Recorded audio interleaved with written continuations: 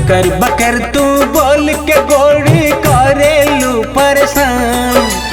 ऐसे मत छलका बौरंगा हो जाई जियान। मैडम बकर बकर तू बोल के गोरी करेलू परेशान।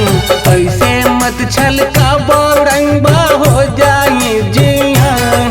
तन जान के डालो पहचान के डालो। ऐसे देखाब मत छाती, ऐसे देखाब मत छाती। होली में चोली बांध के चला। ऐसे देखाब मत छाती। होली में चोली बांध के चला।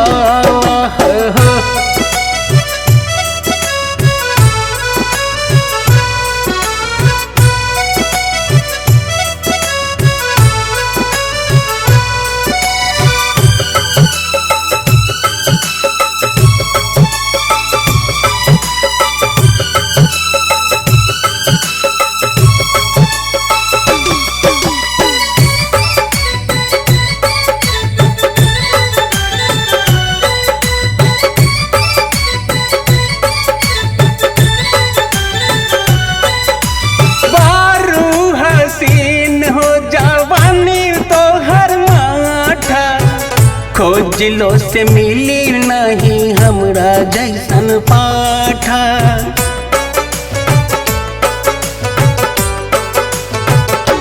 मैडम बारू हसीन हो जवानी तो हर माठा। खोजलो से मिली नहीं हमरा जैसन पाठा।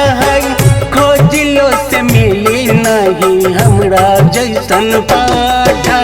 पुरबैया बहेला रानी मचले हमर जान। तोहर जवानी के हम रानी हो जाइब कुर्बान। तन जान के डालो पहचान के डालो ए रानी। ऐसे देखाब मत छाती, ऐसे देखाब मत छाती। होली में चोली बांध के चला।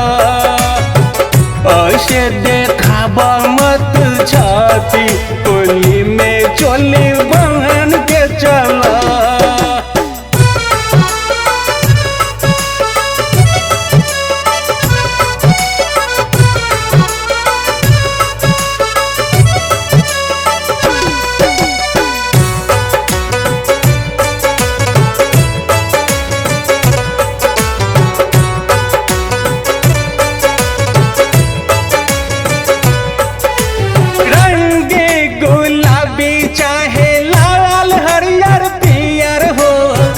इतना लगैबू त बढ़ जाई फीवर हो।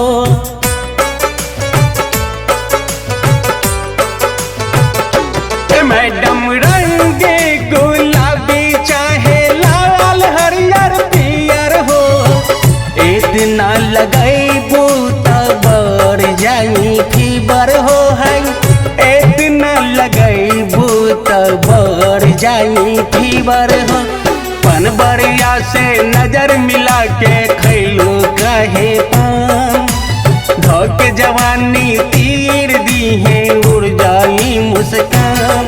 तन जान के डालो पहचान के डालो ए मैडम।